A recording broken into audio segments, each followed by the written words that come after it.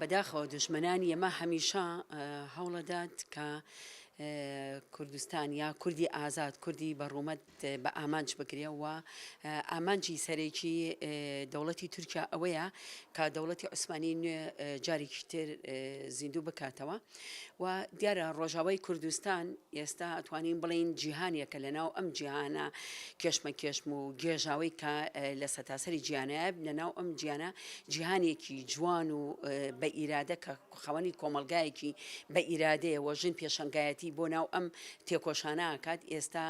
لەناو ئەم جیهانەدا گیانێکی تر لەدایک بووە و دەیەوێت کۆمەلگا بە تەواوی لەو پێگەیەدا کاردانەوەی ڕنگدانەوەی هەبێت و نەتەوەی دیموکرات بە تەواوی ئەتوانم بڵم لە ڕۆژاوی کوردستان ئێستا بەرقەرارەوە نەتەوەی دیموکرات ڕنگدانەوەی هەیە لە تەواوی خەڵکی ڕۆژاوی کوردستان بە هەموو چین و تۆشەکانی کۆمەلگا بە هەموو ئاین و مەزەبەکان و ئەبینین دژمنانی ئێمە چاویان بەو سەرکەوتنێ و بەو تێکۆشانەی ڕۆژاوا هەڵنایەت لە مانگی جودمانگە کە ڕۆژێکی ڕەشە بۆ گەلی کورد دەتوانم بڵێم کە پیلانگەڕێکی نێودەوڵەتی بوو ئیقلیمی بوو ناوخۆیی هەرێمی کوردستان و باشووری کوردستان بوو کە لەسەر ڕێبەر عەبدوڵڵا ئۆجەلان جێبەجێ کرا و ئەوێ لەم مانگەدا زۆرترین کۆمەڵکوژی بەرامبەر بە گەلی کورد بکە بینیمان چۆن لە ڕۆژاوی کوردستان کۆمەڵکوژیەکی ئەنجامدا بەبێ ئەوەی دەوڵەتە زلهێزەکان لە ئاستی ئەم کۆمەڵکوژەیە کە بەرامبەر بە کوردی بەڕوومەت کوردی بە ئەخلاق لە بەرامبەر ئەو تێکۆشانەی کە ئەمڕۆ ئەکرێ لە چوارپارچەی کوردستانە ینی بێدەنگیان هەڵبژاردووە لەبەرەوە بەرژەوەندیەکانی تورکیا و دەوڵەتە زلهێزەکان بەرژەوەندی سیاسی و ئابوووریە لەم ئاستەدا بێدەنگیان هەڵبژاردووە و ڕۆژاوای کوردستان کە ئەمڕۆ خاوەن گەلێکە وە گوتمان بە پێشەنگایەتی ژن پێشەنگایەتی و تێکۆشانەکە خاوەنی گەلێکە کە ئەمڕۆ ئیرادە و خاوەنی هێز و مۆڕاڵێکی خۆیەتی لە ڕۆژاوای کوردستانە تێکۆشانەکەات و دەوڵەتی تورکیا کە لەم دوایەدا زۆرترین ئامانجیدا لە ڕۆژاوای کوردستان هات لە شوێنە سەرێکیەکانی خەڵکی سیڤیلیدا و لە ئاو لە کارەبا لە شوێنی خواردن لەمانە ینی بردومانی کرد بۆ ئەوەی گەلی ڕۆژاوا لە تاو برسێتی و نەبوونی و قاتوقڕی ڕەو بکەن لە خاک و زێدی خۆمان بەڵام گەلی ڕۆژاوا ئەو پیلانانەی پوچەڵ کردەوە چۆن هەموو جارێک پیلانەکان پوچەڵ کراوەتەوە کە ئێستا پیلانانەی کە لەنەوە هەشت جێبەجێر کرا لە سووریا و لە ئیمراڵی گیرسایەوە پیلانەکان لە ئیمراڵی پوچەڵ کرایەوە بە هێزی تێکۆشانی شاخەکانی کوردستان و سنتەری شارەکان ئەو بەرخودانە ئەو پیلانگەڕەی هەڵوەشانوەتەوە و دیارە خەڵکی ڕۆژاوای کوردستان بینیمان چۆن هاتنە سەر شەقام و بەرخودانیان کرد تێکۆشانیان کرد نەک ئەوان ڕەویان نەکرد بەڵکو بەرسفیاندا بەرامبەر بە دوژمنان و تیانێمە خاکی زێوزە باپیرانی خۆمان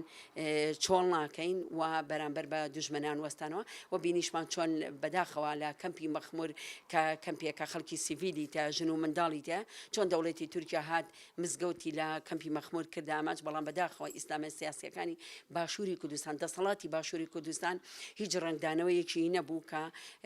قورئان و مزگەوت لە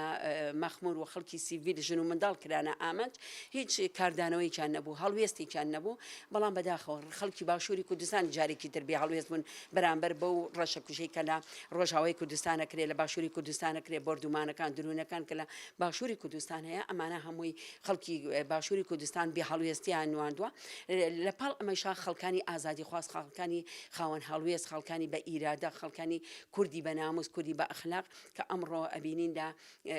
دژی هێڵی خیانەتە دژی دوژمنانە و هێڵی تێکۆشان بەرامبەر بە هێڵی تێکۆشان پێ هەمیشا پشگیری خەڵکی ڕۆژاوی کوردستانەکە لە باشووری کوردستان ئەو هێڵشمان هەیە و بەرامبەر لە تەنیشتی هێڵی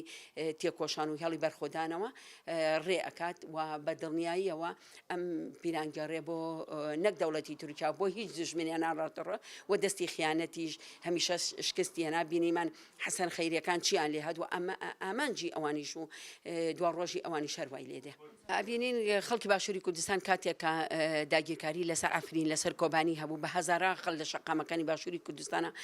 هەڵوێستی هەبوو و ڕێپێوانێک کە شەقامەکانیان چۆڵ ناکرد و لانی هاوکاری مادی و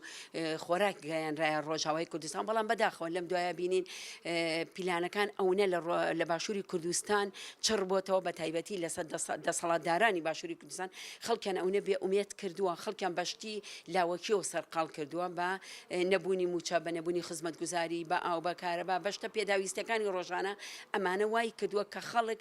نەپەرژێتە سەر لایەنە هەستی نەتەوەی نیشتیمانەکەی نەمێنێتە سەر ئەوەی کە ئەمڕۆ هێڵێکی تێکۆشان هەیە و ئەگینا هیچ قات و قڕەیە نەبوونەیە گێژای و ئاڵۆزیە لە باشووری کوردستانە بوونی نییە ئەمە دروست کراوە ئەگینا ئەمیش هەمووی ڕنگدانەوەی لەسەر داگیرکاری ئەگە داگیرکاری نەمێنێ ئەو کێشانی کە ئەمڕۆ لە باشووری کوردستان بەرەوکی هەمومانی گرتۆ ماڵ تاک بە تاکی باشووری کوردستان ڕنگدانەوەی هەبووە بابەتی موچە کە بۆتە ڕۆژەوێکی سەرێکی یا ژن کوشتن لە باشووری کوردستان ئەمە ڕنگدانەوەیکی گەورەیە کەستە لە باشووری کوردستان ئەمە هەمووی پیلانی دوژمنانە پیلانی ناحەزانە و ئەو دەستە خیانەتەی کە ئەمڕۆ هەیە لە باشووری کوردستان هەمووشمان بە ئاشکرازانین کە حیزبێکی دیاری باشووری کوردستانە دەستی لەگەڵ دەوڵەتی تورکیا تێکەڵ کردووە و پەلکێشکردنی کردووە بۆ ناو خاکی باشووری کوردستان و ژینگەی باشووری کوردستانی بە تەواوی تێکداوە. ئێمە داوا لە تاک بە تاکی باشووری کوردستانەکەین و بێدەنگ نەبن بەرامبەر بە کوردانمان لە هەر چوار پارچەی کوردستان و لە ڕۆژاوای کوردستان کە لەم دوایەوە لە خەڵکی مەخمون لە خەڵکی شەنگال لە باشووری کوردستان کە ئەمڕۆ درۆنەکان بەلام لە کەسانی سیڤیل کاتە ئامانج لە باشووری کوردستان خەڵک هەڵوێستی هەبێ بە تایبەتی ژنان کە لە کۆمپلۆی نەوەنۆدا ئەمڕۆ ئەم مانگە